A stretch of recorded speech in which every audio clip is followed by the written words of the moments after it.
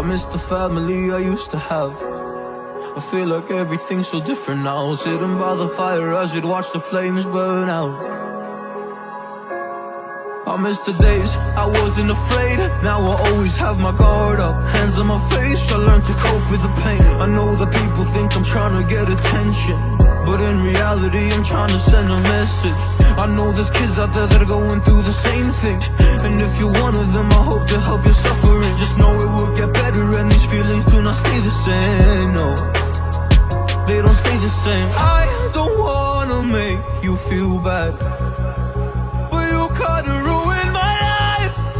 You hurt me and ruined my life, and I don't wanna make you feel bad, but you kinda ruined my life. You hurt me and ruined my life.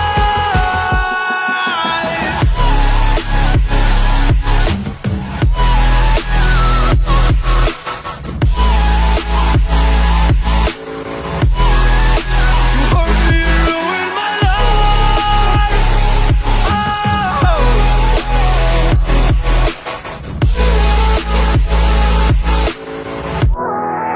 You hurt me and ruined my life.